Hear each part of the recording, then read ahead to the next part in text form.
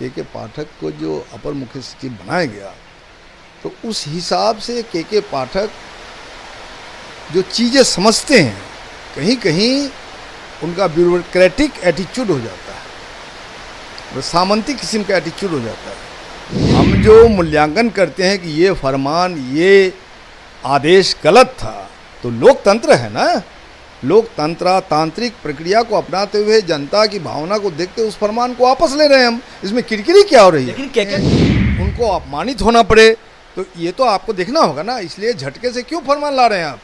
अलग अलग तरह के फरमान ला रहे हैं। जो छुट्टियां हैं तो ये गैजेट।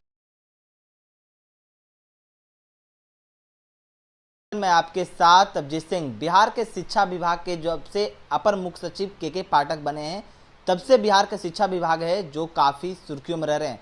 जिस तरह से बात करें कि जो के पाठक के द्वारा जो नए नए फरमान लाए जा रहे हैं, जिसको लेकर काफ़ी सियासत भी हो रही है, जहां एक तरफ भारतीय जनता पार्टी कह रही है कि सरकार को इन पर संज्ञान लेना चाहिए क्योंकि सरकार का फजीहत हो रहा है। इसी पर बात करने के लिए हमारे साथ हैं भाकपा माले के विधायक दल के नेता महबूब आलम। सर, कैसे दे रहे हैं जिस तरह से के पाठक नए नए फरमान ला रहे हैं, उसको लेकर सरकार है जो संज्ञान लेकर उनकी फरमान को वापस भी ले रहे हैं, बीजेपी कर रहे हैं कि इसके कारण सरकार की फजीहत भी हो रही है? देखिए, बीजेपी की नज़र से आप सरकार को मत देखिए। ये तथ्य है कि शिक्षा की गुणवत्ता पर असर पड़ा है, नकारात्मक 15 साल रहा है। इसलिए माननीय मुख्यमंत्री ने शिक्षा को बेहतर बनाने के लिए, उसे दुरुस्त करने के लिए के पाठक को जो अपर मुख्य सचिव बनाया गया, तो उस हिसाब से के पाठक जो चीज़ें समझते हैं, कहीं कहीं उनका ब्यूरोक्रेटिक एटीट्यूड हो जाता है, और सामंती किस्म का एटीट्यूड हो जाता है। ये लोकतंत्र का देश है, लोकतांत्रिक तरीके से नियमन से व्यवस्था चलेगी, विभाग चलेगा, और झटका से चीज़ें ठीक नहीं होगी। आपकी नीयत कितनी भी साफ हो, इच्छा कितना भी दुरुस्त हो आपका, लेकिन फिर भी नियमन के अनुकूल ही आपको काम करना होगा। आपके गतिविधि से लगता है कि शिक्षकों को नीचा दिखाने की कोशिश कर रहे हैं आप, उन्हें जलील करना चाहते, ये बंद होना चाहिए। लेकिन जिस तरह से के पाठक के द्वारा कई जो फरमान लाए गए हैं उसको सरकार ने वापस भी लिया है, जैसे छुट्टियों की कटौती हो, चाहे कई अन्य ऐसे फरमान हैं जो के पाठक के द्वारा शिक्षकों को लाया गया था, उसने सरकार को वापस लिया। इसी कारण भारतीय जनता पार्टी कर रही है कि फजीहत हो रहा है, सरकार की किरकिरी हो रही है जनता के बीच, शिक्षकों के बीच। अरे कोई किरकिरी नहीं हो रही है। हम जो मूल्यांकन करते हैं कि ये फरमान, ये आदेश गलत था, तो लोकतंत्र है ना, लोकतंत्र तांत्रिक प्रक्रिया को अपनाते हुए जनता की भावना को देखते उस फरमान को वापस ले रहे हैं हम। इसमें किरकिरी क्या हो रही है? लेकिन के पाठक बिना सरकार के अनुमति से अपना फरमान दे रहे हैं, उसको वापस ले रहे हैं फिर सरकार।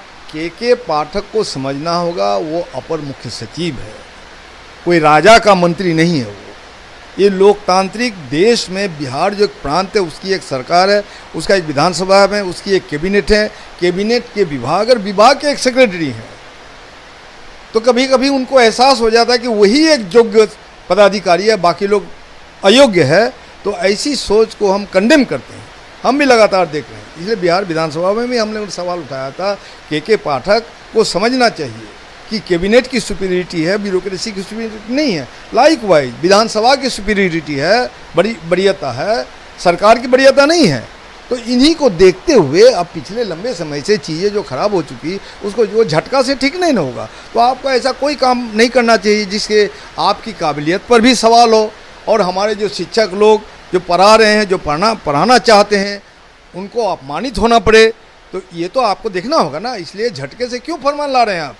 अलग अलग तरह के फरमान ला रहे हैं। जो छुट्टियां हैं तो ये गैजेटियर का छुट्टियां, गैजेटेड छुट्टियां हैं, ये तो संवैधानिक तरीके से सरकार ने दी है ना। आपका फरमान से कैसे वापस हो जाएगा?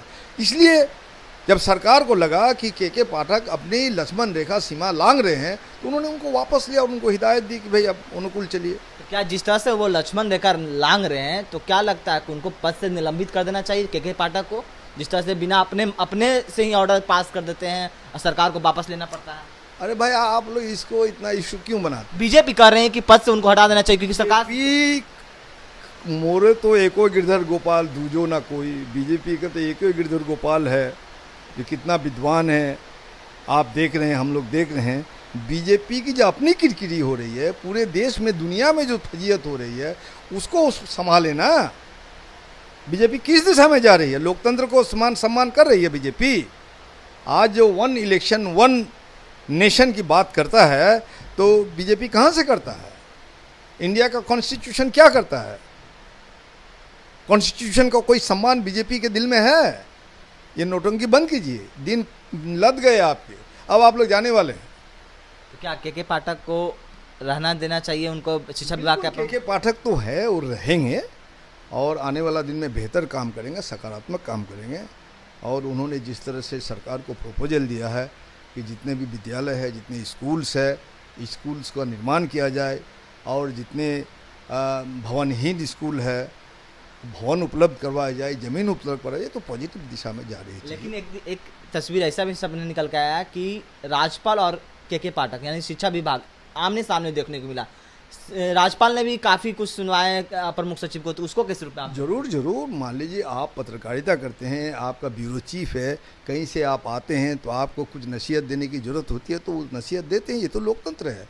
इसलिए राज्यपाल को लगा कि उसका जो शक्ति का उल्लंघन कर रहे हैं कोई, तो उन्होंने जो फटकार लगाई, उस फटकार को हम सम्मान की नज़र से देखते हैं, और ये जो है यही लोकतंत्र की खूबसूरती है। लेकिन फटकार लगाने की जरूरत क्यों पड़ गई मुख्यमंत्री को? फटकार लगाना पड़ता है। आप काम करने के दौरान कुछ गड़बड़ियाँ हो जाती है, तो गड़बड़ियों को जब हम वापस लेते हैं, गड़बड़ियों को जब हम कबूल करते हैं, तो इसका सम्मान नहीं करते हैं आप। लेकिन राज्यपाल ने ये भी बात बोली है कि वो किसके इशारे पर इस तरह के कर रहे हैं, तो मुख्यमंत्री पर। हाँ, वो हो गया।